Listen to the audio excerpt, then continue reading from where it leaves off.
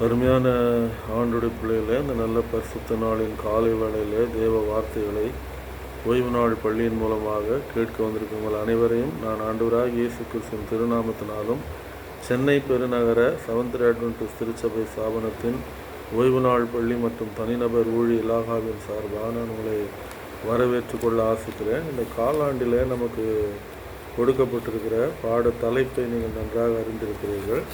Mark எழுதின சுவிசேஷம் நமக்கு ஆராய்ச்சிக்காக கொடுக்கப்பட்டிருக்கிறது. இதில் கடைசி வார பாடம் 13வது வார பாடமாக உயிர்த்தெழுந்த கர்த்தர் என்று சொல்லக்கூடிய ஒரு தலைப்பு கொடுக்கப்பட்டிருப்பதை நாம் பார்க்கிறோம். உயிர்த்தெழுந்த கர்த்தர் மனப்பாட வசனமாக மார்க் 16வது அதிகாரம் 6ஆம் வசனம் கொடுக்கப்பட்டிருக்கிறது. அதற்குள்ளாக கடந்து செல்வதற்கு முன்பாக கண்களை மூடி கர்த்தரை நோக்கி ஜெபித்து அதன் பின்பு நாம் பாடத்திற்குள்ளாக கடந்து செல்லலாம். மகா உன்னதங்களில் வீற்றிருந்து பூமியின் மனுபுத்தராகி எங்கள் மேல் கண்ணோக்கமாக இருக்கிற எங்கள் நல்ல ஆண்டவரே, இந்த நல்ல பரிசுத்த நாளின் காலை வேளைக்காக உமக்கு நன்றி செலுத்துகிறோம். அப்பா, உடைய சமூகத்தில் ஒரு சிறு மந்தையாக வந்திருந்து உடைய வார்த்தைகளை நாங்கள் தியானிக்கத்தக்கதாக செய்த கிருபைக்காக நன்றி செலுத்துகிறோம். ஆண்டவருடைய கிருபை எங்களோடு இருந்து ஆண்டவரே இந்த நாளின் பாடங்களை தியானிக்கும் பொழுது பரிசுத்தாவின் ஒத்தாசையும் வழிநடத்தும் கரமும் எங்களோடு தங்கியிருக்க வேண்டுமா ஜெபிக்கிறோம். அப்பா, இது ஆண்டவரே பாடத்தினுடைய ஆழ்ந்த கருத்துக்களை விளங்கிக் கொள்ள எங்களுக்கு உதவி செய்ய வேண்டுமாய் ஜெபிக்கிறோம். எங்களை தாழ்மைப்படுத்துகிறோம். பாதபடியில் இயேசுவின் இன்ப நாமத்திலே வேண்டுகிறோம் அன்புள்ள பிதாவே, ஆமென். அருமையான ஆண்டுடைய பிள்ளையில் உயிர்த்தெழுந்த கர்த்தர் என்று சொல்லக்கூடிய ஒரு தலைப்பு மனப்பாட வசனம் மார்க் 16:6ஆம் வசனம் கொடுத்திருக்கிறார்கள்.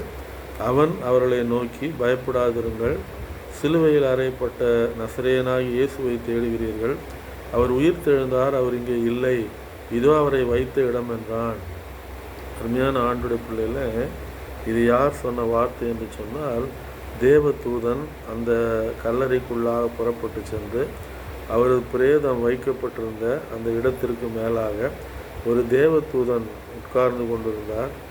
இவர்கள் 3 பேரும் அங்கு செல்லுகிறார்கள். மகதலேனா மரியாளும், யாக்கோபின் தாயாகிய மரியாளும், அந்த சலோமி என்று சொல்லக்கூடிய அந்த சகோதரி 3 பேரும் அவர் வைக்கப்பட்டிருந்த அந்த இடத்தை கல்லறையை தேடி அவர்கள் செல்லுகிறார்கள்.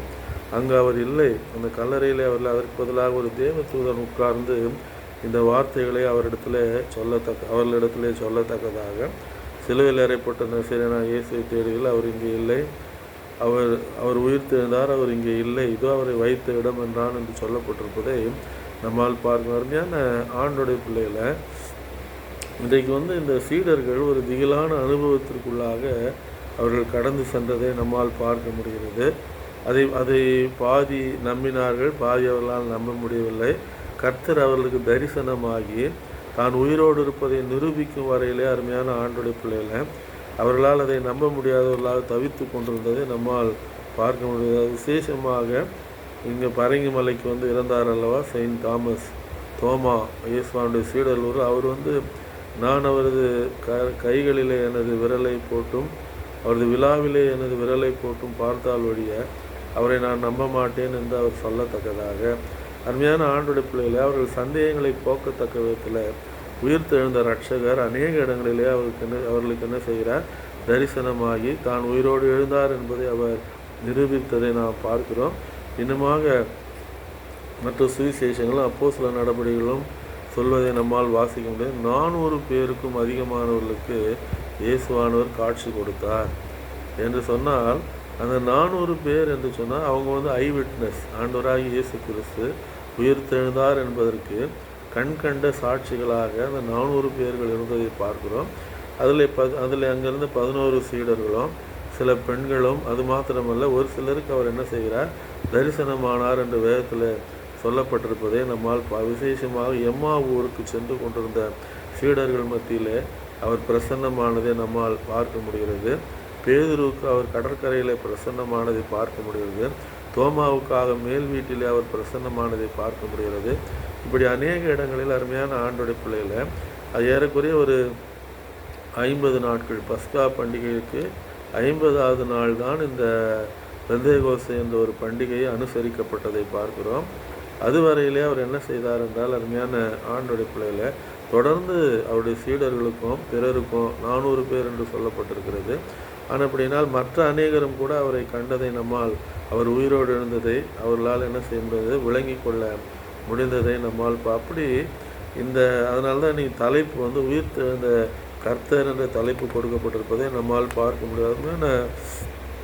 ஆண்டோடைய பிள்ளைகளை என்ன நடக்கிறது என்று சொன்னால், இவர்கள் 3 பேரும் கல்லறை சுகந்த வர்க்கம் விடுவதற்காக ஞாயிற்றுக்கிழமை காலையில் புறப்பட்டு போகிறாங்க. ஓய்வு நாள் முடிந்து விட்டது, இரவு நேரம் அது, பெண்கள் செல்லவில்லை. யார் யார் போகிறது? இந்த மகதலேனா மரியாள், அவர் 7 பிசாசுகளை விரட்டி இருந்தார் அல்லவா, பாவங்களை மன்னித்திருந்தார் அல்லவா, அவரது தலையையும் தலைமயிரையும் கால்களையும் அந்த நளதம் என்கின்ற தைலத்தினாலே பூசினாங்க அல்லவா, அந்த சகோதரி மரியாள் என்று சொல்லக்கூடிய அந்த மகதலேனா மரியாள் என்ற அந்த சகோதரியும், யோசேயின் தாயாகிய என்றால் யாக்கோபின் தாயாகிய மரியாள் மற்றொரு மரியாளும், அதன் பின்பு சலேமி என்று சொல்லக்கூடிய அந்த பெண்ணு 3 பேருமாக அவர்கள் ஞாயிற்றுக்கிழமை காலையில் கந்த வர்க்கம் விடுவதற்காக, அருமையான ஆண்டோடைய பிள்ளைகளை, அவர்கள் அந்த கல்லறையின் இடத்திற்கு புறப்பட்டு செல்வதை நம்மால் பார்க்க முடிகிறது.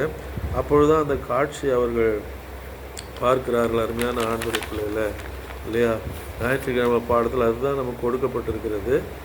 மார்க்கு 15ஆம் அதிகாரம் கடைசி வசனங்களிலிருந்து மார்க்கு 16:6 வரையில் இந்த ஞாயிற்றுக்கிழமை பாடம் நமக்கு கொடுக்கப்பட்டிருக்கு. அருமையான ஆண்டோட பிள்ளைகள் இல்லையா. அப்போது அவர் மரித்தது வந்து வெள்ளிக்கிழமை அன்றைக்கி மரிக்கிறாரு. அவர் பாடுபட்டது வந்து வியாழக்கிழமை இரவு பிடிபட்டு வெள்ளிக்கிழமை சாயங்காலமாக 3 மணி அளவில் அவர் என்ன செய்திருக்க வேண்டும், மரித்து போயிருக்க வேண்டும். அருமையான ஆண்டோட பிள்ளைகளை அவர் மரித்த சில நேரங்களில் அவர் சரீரத்தை இந்த அரிமத்தியா ஊரான யோசேப்பு கேட்டு அவர் சிலுவையில் இருந்து அந்த சரீரத்தை இறக்கி ஒருவனும் ஒரு காலம் வைத்திராத ஒரு கல்லறையில், இல்லைனால் மெல்லிய துப்பட்டிகளினாலே சுற்றி துணிகளினாலே சுற்றி அவர் வைக்கப்படுவதை நம்மால் பார்க்க முடிகிறது. அவருக்கு கந்த வர்க்கம் விடுவதற்காக இந்த 3 பெண்கள் என்ன செய்கிறார்கள் என்றால், ஞாயிற்றுக்கிழமை காலை அவர்கள் புறப்பட்டு அந்த கல்லறையிடத்திற்கு செல்லத்தக்கதாக, அருமையான லூக்கா சுவிசேஷம் மிக அழகாக சொல்கிறது, அவர்கள் கந்த வர்க்கமிட எல்லாவற்றையும் ஆயத்தப்படுத்தி கொண்டிருந்து பின்பு கற்பனையின்படியே ஓய்வு நாளில் ஓய்ந்திருந்தார்கள். இந்த லூக்கா சுவிசேஷம் கடைசி அதிகாரங்களில் சொல்லப்பட்டிருப்பதை பார்க்கும். பின்பு காலை எழுந்து அவங்க என்ன செய்கிறாங்க, ஞாயிற்றுக்கிழமை காலை, வாரத்தின் முதல் நாள் ஞாயிற்றுக்கிழமை, அது மிக தெளிவாக அங்கே சொல்லப்பட்டிருக்கிறது. இந்த மார்க்கு சுவிசேஷம் 16ஆம் அதிகாரம் 9ஆம் வசனத்தில் என்ன சொல்லப்பட்டிருக்கு என்று சொன்னால், அருமையான ஆண்டோட பிள்ளைகளை, வாரத்தின் முதல் நாள் அதிகாலையில்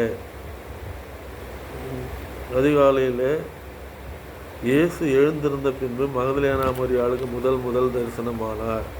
வாரத்தின் முதல் நாள் அவர் எழுந்தார் இல்லையா. வாரத்தின் முதல் நாள்னால் ஞாயிற்றுக்கிழமை, மொத்தமே 7 நாள் தான் வாரத்துக்கு. அவர் ஆயத்த நாளில் மரித்து ஓய்வு நாளில் அவர் பூமியின் மண்ணிலே இருந்து ஞாயிற்றுக்கிழமை காலை வாரத்தின் முதல் நாள் அவர் உயிரோடு கூட எழும்பதை நாம், அதனால தான் 3 நாள் ஏசாமி சொன்னார், யோனா 3 நாள் மீனின் வயிற்றில் இருந்தது போல மனுஷகுமாரனும் தம்மை விசுவாசிக்கிறவர் ரட்சிக்கப்படுவதற்காக 3 நாள் பூமியின் இருதயத்தில் இருப்பார் என்று அவர் ஏற்கனவே பூமியில் இருந்த பொழுது பிரசங்கித்த பொழுது அவர் அறிவித்திருந்ததை நம்மால் வாசிக்க முடிகிறது இல்லையா. அந்த காலையில் அவங்க போகிறாங்க. சிலர் என்ன நினைக்கிறாங்கன்னா, இந்த உயிர் தழுதலை ஞாயிற்றுக்கிழமை காலையில் அவர் எழுந்ததுனால வாரத்தின் முதல் நாளில் அன்னைக்கு தொழுகையின் நாளாக வச்சுக்கலான்னு ஒரு சிலர் கிறிஸ்தவர்கள் பேசுவதை நான் பார்க்கிறேன். ஆனால் அது உண்மை அல்ல. அருமையான ஆண்டோடைய பிள்ளைகளை, புதிய ஏற்பாட்டு உபதேசத்தின்படி அவர் உயிர் தெழுந்ததற்கு அடையாளம் ஞாயிற்றுக்கிழமை அல்ல, வாரத்தின் முதல் நாள் ஆராதனை அல்ல, தொழுகை அல்ல. அதற்கு பதிலாக ஞானஸ்நானமே அவரது உயிர் தெழுதலுக்கு அடையாளமாக வேதத்தில் புதிய ஏற்பாட்டில் சொல்லப்பட்டிருப்பதை நம்மால் பார்க்க முடிகிறது. ஞாயிறு ஆசரிப்பு என்று சொல்வது ஒரு இடைச்செருகல், சரித்திரத்தில் நடைபெற்ற ஒரு இடைச்செருகலான சம்பவம் என்பதை நாம் பார்க்கிறோமே தவிர வேதத்திற்கும் அதற்கும் எந்த விதமான ஒரு தொடர்பும் சம்பந்தமும் கிடையாது என்பதை வேத வசனங்கள் மூலமாக, விசேஷமாக புதிய ஏற்பாட்டு வேத வசனங்கள் மூலமாக நம்மால் அறிந்து கொள்ள முடிகிறது. அப்படிதானே. இப்போது உயிர்த்தெழுதலுக்கு அடையாளம் வாரத்தின் முதல் நாள் தொழுகை கிடையாது, ஞாயிறு ஆசரிப்பு கிடையாது. அதற்கு பதிலாக தேவன் ஏற்படுத்தினது ஞான ஸ்நானம் தான் என்பதற்கு அடையாளமாக கொலோசையர் 2ஆம் அதிகாரத்திலே மிக தெளிவாக சொல்லப்பட்டிருப்பதை நாம் பார்க்கிறோம் இல்லையா? மேலும் பிதாவின் மகிமையினாலே, கொலோசையர் 2:10-12 சொல்லப்பட்டிருக்கு. மேலும் பிதாவின் மகிமையினாலே கிறிஸ்து மரித்தோரிலிருந்து எழுப்பப்பட்டது போல நாமும் புதிதான ஜீவனுள்ளவர்களாய் நடந்து கொள்ளும்படி அவருடைய மரணத்திற்குள்ளாக்கும் ஞான ஸ்நானத்தினாலே கிறிஸ்துவுடனே கூட அடக்கம் பண்ணப்பட்டோம். உயிர்த்தெழுதற்கு அடையாளம், மரித்து அடக்கம் பண்ணப்பட்டு உயிர்த்தெழுதற்கு அடையாளமாக ஞான ஸ்நானம்தான் வேதத்திலே சொல்லப்பட்டிருக்கிறதே தவிர புதிய ஏற்பாட்டில் இல்லையா? கொலோசையர் 2:10-12 நான் வாசித்தேன். அப்போ அதுதான் உயிர்த்தெழுதலுக்கு அடையாளமாக ஞான ஸ்நானம் தான் கொடுக்கப்பட்டிருக்கிறதே தவிர புதிய ஏற்பாட்டில் ஞாயிறு ஆசரிப்பு அல்ல. ஞாயிற்றுக்கிழமையை வாரத்தின் முதல் நாளை தொழுகை செய்ய வேண்டும் என்பது அல்ல உயிர்த்தெழுதலுக்கு அடையாளம். அதற்கு பதிலாக இந்த திருமுழுக்கானது உயிர்த்தெழுதலின் அடையாளமாக ஒரு கிறிஸ்தவனுக்கு புதிய ஏற்பாட்டிலே கொடுக்கப்பட்டிருப்பதாக திருவசனம் சொல்வதை நம்மால் அறிந்து கொள்ள முடியுது. அருமையான ஆண்டோடைய பிள்ளைகளை, அப்போது இந்த 2ஆம் நூற்றாண்டில் தான் என்ன பண்ணுறாங்கன்னிங்கன்னா, இந்த ஞாயிற்றுக்கிழமையில் தொழுது கொள்வது முதலாக நுழைய ஆரம்பிப்பதை நாம் பார்க்குறோம். அருமையான ஆண்டோடைய பிள்ளைகளை இல்லையா? ஞாயிற்றுக்கிழமையை கிறிஸ்தவர்கள் கூட ஆரம்பித்தது எப்போது? 2ஆம் நூற்றாண்டு. ஏன்னா முதல் நூற்றாண்டின் கடைசி பகுதி கிபி 70 இந்த தீத்துராயனாலே எருசலேம் தேவாலயம் இடிக்கப்பட்ட போது டயஸ்போரா என்ற நிகழ்ச்சியில் யூதர்கள் உலகம் முழுவதும் சிதறடிக்கப்பட்ட அந்த காலகட்டத்திலே அருமையான ஆண்டோடைய பிள்ளையில் 70 அவன் இடித்த பொழுது யூத மார்க்கத்தின் ஒரு பகுதி தான் கிறிஸ்தவ மார்க்கம் என்று நினைத்து கிறிஸ்தவர்களும் அதே 7ஆம் நாளிலே தொழுது கொண்டிருந்தபடினாலே யூதர்கள் கொல்லப்பட்ட போது கிறிஸ்தவர்களும் கொல்லப்படுவதை நாம் பார்க்கிறோம். ரோமருங்க என்ன நினச்சிட்டாங்கன்னா, it is a sect in Christianity, இல்லை இன் ஜுதாயிசம் என்று அவங்க நினைச்சாங்க. யூத மார்க்கத்தின் ஒரு பகுதி தான், ஒரு பிரிவு தான் கிறிஸ்தவ மார்க்கம். ஆனப்படினால யூதர்களை கொல்லும் பொழுது கிறிஸ்தவர்களையும் கொல்ல சொல்லி ஒரு கட்டளை பிறப்பிக்கப்படுவதை நாம் பார்க்கிறோம். அந்த தீத்துராயன் என்று சொல்லக்கூடிய ரோம பேரரசனாலே இதை பயன்படுத்தி கொண்டு அவன் என்ன செய்கிறான் என்றால், யூதர்களும் கொல்லப்பட்டார்கள் ஓய்வு நாளில் யுத்தம் செய்யப்பட்டு, கிறிஸ்தவர்களும் கொல்லப்படுவதை நாம் பார்க்கிறோம். தாங்கள் யூதர்கள் அல்ல, இயேசு கிறிஸ்துவை உலக இரட்சகராகவும் தங்கள் இரட்சகராகவும் ஏற்றுக்கொண்டோம் என்பதை இந்த உலகத்திற்கு காண்பிப்பதற்காக மாத்திரமல்ல, கொடு மரணத்திலிருந்து தங்களை விடுதலையாக்கி கொள்வதற்காக, யூதர்களிடமிருந்து தங்களுடைய அடையாளத்தை அவர்கள் பிரித்து காண்பிப்பதற்காக ஞாயிற்றுக்கிழமையை தொழுகையை கிறிஸ்தவர்கள் என்ன செய்ய ஆரம்பித்தாங்க? வாரத்தின் முதல் நாளிலே அவர்கள் கர்த்தரை தொழுது கொள்ள ஆரம்பித்தது. இதுதான் முதலாக மரண பயத்தினால தான் ஓய்வு நாள் முதலாக மீறப்பட்டது புதிய ஏற்பாட்டில். வேதத்தில் எந்த இடத்திலும் புதிய ஏற்பாட்டில் 7ஆம் நாளுக்கு பதிலாக வாரத்தின் முதல் நாளை தொழுகை நாளாக்கலாம், ஞாயிற்றுக்கிழமையில் கிறிஸ்தவர்கள் கூடலாம் என்ற வேதத்தில் எங்குமே கிடையாது. எனக்கு அருமையான ஆண்டோட பிள்ளைகளை, திருமுழுக்கு மாத்திரமே, ஞான ஸ்நானம் மாத்திரமே கிறிஸ்தவ இயேசுவானுடைய உயிர்த்தெழுதலின் அடையாளமாக கொடுக்கப்பட்டிருக்கிறது வேதத்தில் என்பதை நாம் அறிந்து கொள்ளத்தக்கதாக. திங்கட்கிழமை பாடத்தில் கல் புரட்டப்பட்டது இல்லையா? அவங்க போகும்போது அந்த கல் என்ன பண்ணப்பட்டிருக்கு?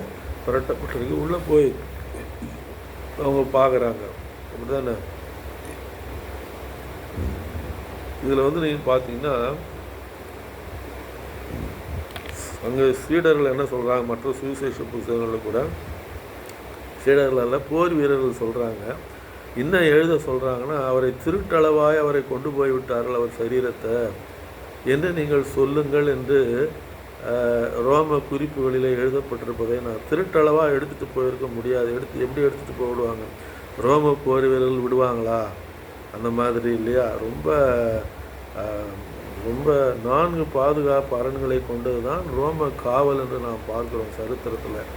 4 பாதுகாப்பு, அதாவது 4 ஸ்டேஜ் ப்ரொடெக்ஷன் என்று சொல்லி நாம் சொல்லலாம், இல்லை செக்யூரிட்டி என்று சொல்லலாம். ஒரு இடத்துல சிறை வைக்கப்பட்டிருக்கும் பொழுது 4 விதமான பாதுகாவல் அந்த சரீரத்திற்கோ இல்லைன்னா அந்த மனிதனுக்கோ உயிரோடு உள்ளவர்களுக்கோ கொடுக்கப்படும். இதுதான் ரோம சிறையிலே உள்ளே இருக்கக்கூடிய, இல்லைன்றால் ரோம பாதுகாப்பு நிலை என்று பாரு. அப்படின்னு 4 ஸ்டேஜையுமா மீறி அவங்க தூக்கிட்டு போயிருக்க முடியும் இயேசுவானுடைய சரீரத்தை? அது அல்ல, அதுவே ஒரு பொய் என்று சொல்லி நாம் பார்க்கிறோம். அருமையான ஆண்டோடைய பிள்ளைகளை, சரீரத்தை அவர் அவர் திருடி கொண்டு போனார்கள் சீடர் என்பது சொல்வது ஒரு பொய். ஏனென்றால் 4 பாதுகாவலை மீறி அவர்களால் என்ன பண்ணியிருக்க முடியாது, நிச்சயமாக அவருடைய சரீரத்தை தூக்கி கொண்டு சென்றிருக்க முடியாது. அது மாத்திரமல்ல, அருமையான ஆண்டோடைய பிள்ளைகளை வல்லமையான சாட்சிகளாக அவர் இயேசுவானுடைய உயிர்த்தெழுதலுக்கு சீடர்கள் முதல் நூற்றாண்டிலே மாறுவதை நாம் பார்க்கிறோம். கிறிஸ்தவ திருச்சபைகள், எனக்கு அருமையான ஆண்டோடைய பிள்ளைகளை, ஆண்டவராக இயேசு கிறிஸ்துவின் உயிர்த்தெழுதலை பிரசங்கித்த பொழுதுதான் கிறிஸ்தவ திருச்சபைகள் உருவாக்கப்படுவதை நாம் பார்க்கிறோம். ஆரம்ப நூற்றாண்டுகளிலே இந்த உலகத்தில் என்பதை நம்மால் நன்றாக அறிந்து கொள்ள முடிகிறது இல்லையா? அப்போது இது ரோம வரலாற்றிலே அவர் சரீரம் காணாமல் போனது என்ற ஒரு காரியம் ரோம வரலாற்றில் என்ன பண்ணப்பட்டிருக்கு, எழுதப்பட்டிருப்பதை நம்மால் பார்க்க. அதுவே உயிர்த்தெழுதலுக்கு ஒரு பெரிய சாட்சியாக ரோம சரித்திரமே அதை ஏற்றுக்கொண்டிருப்பதாக நம்மால் அறிந்து கொள்ள முடியுது. ஏன்னா பேதுருக்கிட்ட அவர் வராரு, பேதுருக்கிட்ட வந்து அவர் நிர்வாணமாக அவர் மீன் பிடித்து கொண்டிருந்தார் என்று யோவானின் சுவிசேஷத்திலே நம்மால் வாசிக்க முடியுது.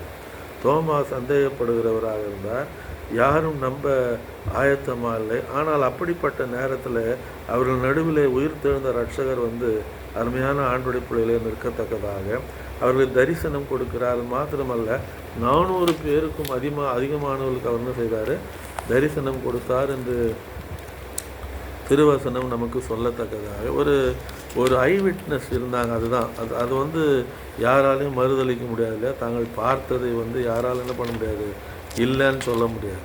பார்த்ததை வந்து அவங்க சாட்சியாக என்ன செய்கிறாங்க, இயேசுவான உயிர்த்தெழுந்து வந்ததை அவங்க என்ன செய்கிறாங்கன்னு சொன்னால் ஒரு சாட்சியாக அவர்கள், நான் வாசிக்கிறேன் உங்களுக்கு அப்போஸ்தலர்கள் 1 அதிகாரம் 3ஆம் வசனம் நான் வாசிக்கிறேன். அவர் பாடுபட்ட பின்பு 40 நாள் அளவும் அப்போஸ்தலருக்கு தரிசனமாகி, விளங்குச்சுங்களா? எத்தனை நாள்? 40 நாள். அதான் நான் மன்னிக்கணும், நான் முதல்ல சொன்னது 50வது நாள்னு சொன்னேன். பஸ்கா பண்டிகையிலேருந்து 40வது நாள் தான் அந்த பெந்தேகோஸ்தே பண்டிகை வருவதை நம்மால் பாருங்கள். அப்போது இங்கே வசனம் என்ன சொல்கிறது என்று சொன்னால், 40 நாள் அளவும் தரிசனமாகி தேவனுடைய ராஜ்யத்துக்குரியவர்களை அவருடனே பேசி அநேக தெளிவான திருஷ்டாந்தங்களினாலே அவர்களுக்கு தம்மை உயிரோடு இருக்கிறவராக காண்பித்தார். அருமையான ஆண்டோடைய பிள்ளைகளை, அப்படி தானே திருஷ்டாந்தங்கள். அவங்க அதை என்ன பண்ணுறாங்கன்னு சொன்னீங்கன்னு சொன்னால், அதை சாட்சிகளாக அவங்க ஐ விட்னஸாக மாறுறாங்க. அவங்க விளங்குதுங்களா? பாடுபட்டு 40 நாள் அளவும் அப்போஸ்தலருக்கு தரிசனமாகி, அப்போனா இவங்க வந்து ஐ விட்னஸ். இந்த 400 பேர் வந்து கண்கண்ட சாட்சிகள். ஆண்டவராக இயேசு கிறிஸ்து மரித்து அடக்கம் பண்ணப்பட்டு 3ஆம் நாள் எழுந்து அவர்களுக்கு தரிசனமான அந்த காட்சி இருக்கிறதே அருமையான ஆண்டோடைய பிள்ளைகளை, அதுவே புதிய ஏற்பாட்டிலே திருச்சபைகள் உருவாவதற்கான அடிப்படை காரணங்களாக அமைந்ததை நம்மால் பார்க்க முடிகிறது. அப்படியானால் இங்கே சொல்லப்பட்டிருக்க இந்த வசனங்களின்படி எனக்கு அருமையான ஆண்டோடைய பிள்ளைகளை, இங்கே அந்த இடத்துல இந்த ஒரு வசனம், இந்த வார்த்தைகள் சொல்லப்பட்டிருப்பதை நம்மால் பார்க்க முடிகிறது. வசனம் என்ன சொல்கிறது என்றால், அருமையான ஆண்டோடைய பிள்ளைகளை, அவருக்கு வந்து என்ன செய்தார், அவர்களுக்கு அவர் தரிசனமானார், காட்சி கொடுத்தார் என்று சொல்லப்பட்டிருப்பதை நம்மால் பார்க்க முடிகிறது. அப்படின்னா உங்களுக்கு வந்து இந்த அற்புதத்தை வந்து ஆண்டவராகிய இயேசு கிறிஸ்து உயிர்த்தெழுந்த அந்த காரியத்தை சீடர்கள் மிகுந்த பலத்த சாட்சிகளாக என்ன பண்ணாங்க, அவங்க வந்து அறிவிக்க ஆரம்பித்ததை நம்மால் பார்க்க முடிகிறது. அப்படின்னா இவைகளெல்லாம் என்ன பண்ணப்பட்டிருக்கு, சுவிசேஷ புத்தகங்களில் சாட்சியாக அறிவிக்கப்பட்டிருப்பது மாத்திரமல்ல, ஒரு பொய்யான தகவலை ரோம சரித்திரம் சொல்லத்தக்கதாக அவரது சரீரத்தை சீடர்கள் திருட்டளவாய் கொண்டு சென்று விட்டார். திருட்டளவாயெலாம் அவங்க எங்கேயும் கொண்டு போகல. 4 பாதுகாப்பு அரணை மீறியா திருட்டளவாக கொண்டு போக முடியும்? இல்லை ரோம போர்கள் தான் அப்படி விட்டுருவாங்களா? ரொம்ப ஸ்ட்ராங்கஸ்ட் ஆர்மி ரோமன் ஆர்மி.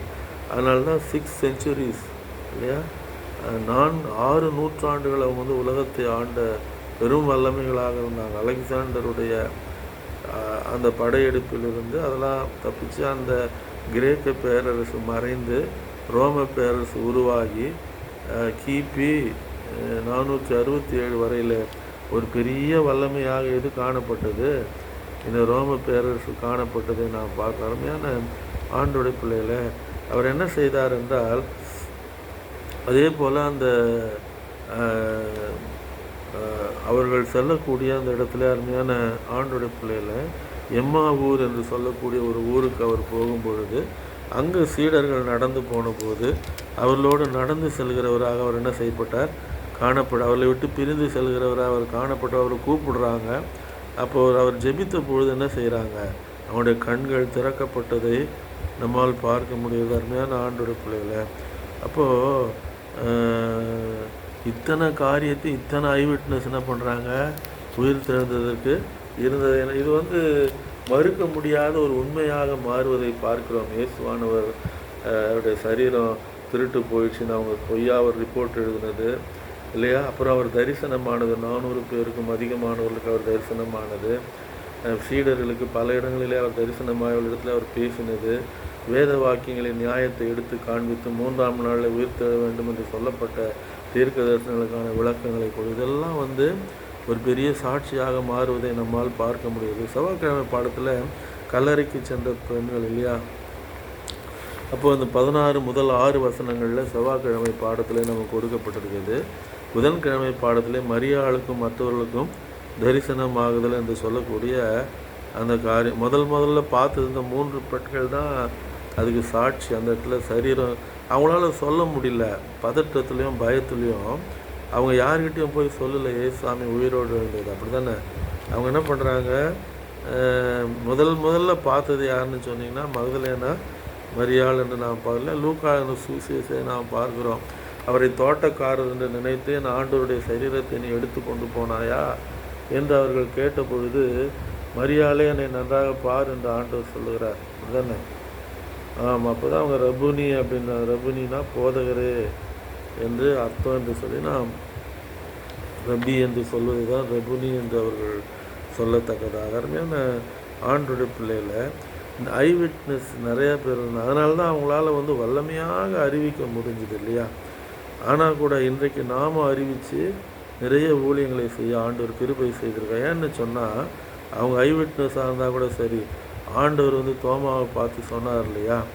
அவர் சொன்னார், அவருடைய விழாவில் கை போடணும், கையில் அடிபட்ட இடத்துல நான் கை போட்டு பார்த்தா தான் நம்பினார். ஏசாமி சொன்னார், தோமாவே நீ என்னை கண்டதினாலே விசுவாசிக்கிறாய், என்னை காணாதிருந்து விசுவாசிக்கிறவர்கள் பாக்கியவான்கள் என்று அவர் சொல்லத்தக்கதாக அருமையான ஆண்டோடைய பிள்ளைகளை. அப்போனா உங்களுக்கு நாம் பாக்கியவான்கள். ஏனென்றால் உயிர்த்தெழுதலுக்கு சாட்சிகளாக நாம் இருக்கிறோம்.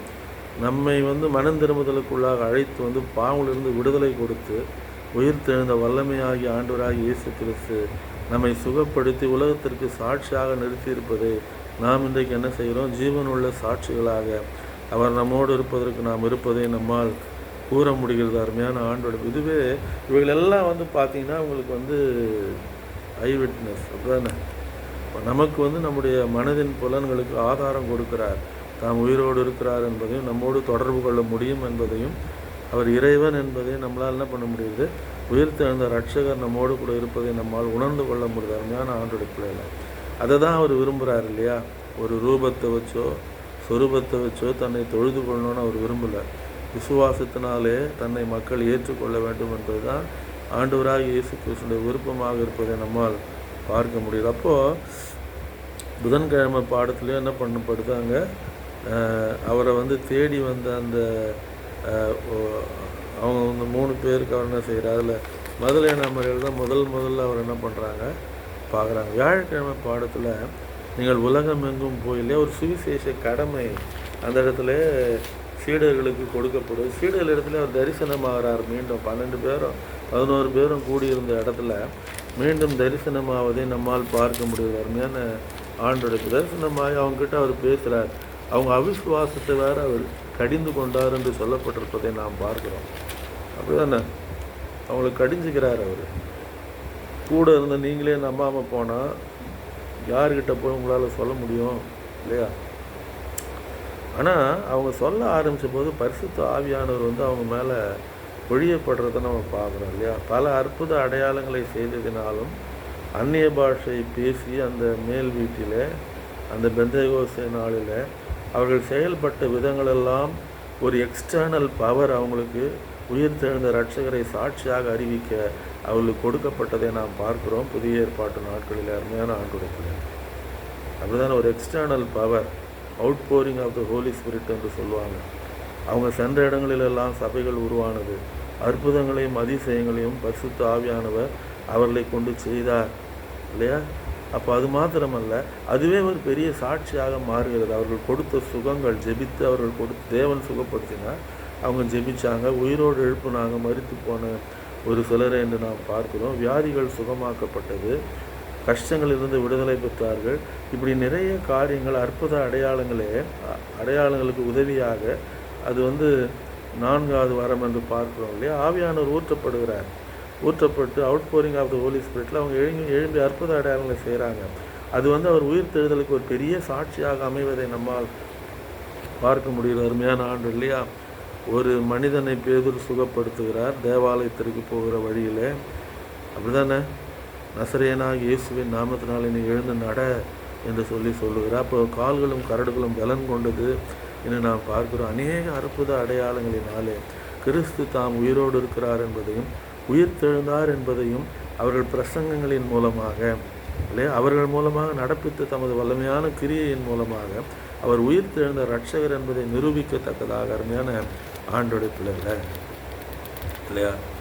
அப்போது உயிர்த்தெழுதலுக்கு சீடர்கள் ஒரு பெரிய சாட்சிகளாக என்ன செய்கிறாங்க? முதல் நூற்றாண்டிலே அவர்கள் மாறிப்போவதை நம்மால் பார்க்க முடிகிறது. ரோம சரித்திரம் பொய்யான ஒரு ரிப்போர்ட் கொடுத்துச்சு. அவரது சரீரத்தை திருட்டளவாய் கொண்டு போனார்கள் என்று. அப்படி அல்ல, அது பொய். அவர்கள் மரண பயத்திலே தப்பித்து கொள்ள வேண்டும் என்பதற்காக சரீரம் திருடப்பட்டதாக பொய் சொல்லி ஒரு சரித்திரத்தை அவர்கள் எழுதியிருப்பதை நம்மால் பார்க்க முடிகிறது. அருமையான ஆண்டோட பிள்ளைகள், அப்படியானால் இந்த 12 பேர் தானே அவர்கிட்ட இருந்தாங்க இல்லையா? சரி, 12 பேர் இருந்தாங்க, அப்புறம் 70 பேரை ஏற்படுத்தினார்னு நம்ம பார்க்குறோம். அப்போ கூட 100 பேருக்கு உள்ளதான் அடங்குது. ஆனால் 400 பேருக்கும் அதிகமாக அவர் என்ன பண்ணார்? தரிசனமானார் என்று என்ன பண்ணப்பட்டிருக்கு? சுவிசேஷ புத்தகங்களிலே சொல்லப்பட்டிருப்பதை நம்மால் பார்க்க முடியுது. அருமையான அப்போனா இவங்களாம் என்னவா மாறுறாங்க அப்படின்னு சொன்னீங்கன்னா, இயேசுவான ஒரு உயிர் தெழுந்தலுக்கு அவங்க என்ன செய்கிறாங்க? பெரிய சாட்சிகளாக அவர்கள் மாற்றப்படுவதை நம்மால் பார்க்க முடியுது. எனக்கு அருமையான ஆண்டோடைய பிள்ளைகளை, அப்போனா அவங்களுக்கு இவங்க 400 பேர்னால் சும்மா இல்லை இல்லையா? சீஷருங்க மட்டும் சொல்லியிருந்தா கூட உலகம் நம்பியிருக்காது. ஆனால் மற்றவங்களாம் கூட, அவரை பார்க்காதவங்க கூட என்ன பண்ண ஆரம்பித்தாங்க?